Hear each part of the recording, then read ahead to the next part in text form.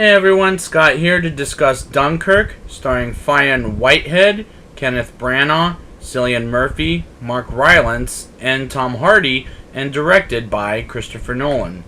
Now before I get into this review, I must say something right now. I was really excited about seeing this movie because this will be Christopher Nolan's first war film, and I've seen a lot of war films in my days, like Saving Private Ryan, for example. So, is this a great war movie for my taste? Well, let's figure it out. Let's get into it. The first scene is where there are about 5 or maybe 6 of the English, maybe French soldiers getting hunted by the enemy who gets a clear shot in the back, and I'm going to say throughout the whole movie the word intense, because I was on the edge of my seat throughout the movie all 3 times that I saw this movie, because it feels like I'm there with the soldiers. The score in this movie is fantastic because it makes you scared and connect with the soldiers so they can get the hell out of the beach and remain on the boat. Tom Hardy plays a guy in the Air Force named Farrier, I think is what they call him, but they never say the name. Some of them don't really have names unless if you look at the credits or IMDb. And I don't think we really need to know their names either, so smart move, Mr. Nolan. Let's hear it for it. Mark Rylance plays Mr. Dawson, a boatman with his son, who helps out with George, who is another young man. And Rylance is a very good actor, and hell, he even won an Oscar for Bridge of Spies. He's so good. The soldiers sneaking on a boat to get out of the war is realistic because war is hell, and we see it in real life in this movie. Kenneth Branagh is a good commanding presence as Commander Bolton. They never said his name, like I said, but who's trying to get all of his troops back home, and it's also a smart character for the movie, I feel like. Cillian Murphy plays a shivering soldier, as he's called in the credits, or on IMDb, who is never named. Again, smart move by Mr. Nolan, who is cowering from going back to Dunkirk while he is on Mr. Dawson's boat. And I can see why, because he doesn't want to get killed there, and the war made him a changed man and will never see things the same way ever again.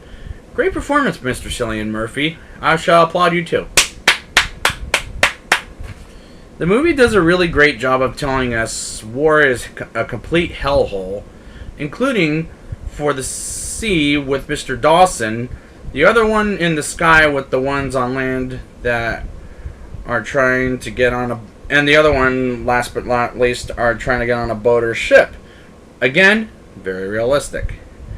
When the shivering soldier tries to make Mr. Dawson to turn the boat around, but doesn't succeed, and he accidentally pushes George to the bottom of the boat, and he gets injured in the back of the head, and that moment was really sad because at the end he dies, and Mr. Dawson's son almost gets ready to kill the shivering soldier for that reason, but at the end of the movie he learns to forgive him. That's a powerful message for a realistic war film. The soldiers who are on a ship hiding from the enemy picks up a Dutch soldier who is hiding from the enemy as well. Those scenes are really intense, and I'm going to give him credit for that.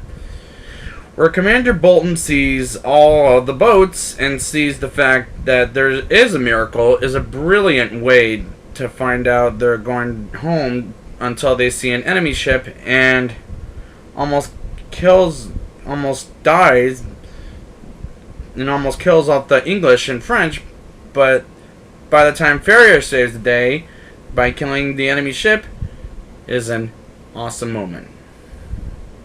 The troops get back to a train station and are really glad they're alive, except for Farrier, who is left behind enemy lines. It's a powerful way to end the movie, just in my mind. Now it's time for the rating. I'll give this movie a 8.9 out of 10. This is easily the best war movie since Saving Private Ryan. Christopher Nolan knows how to connect with characters and care about the soldiers.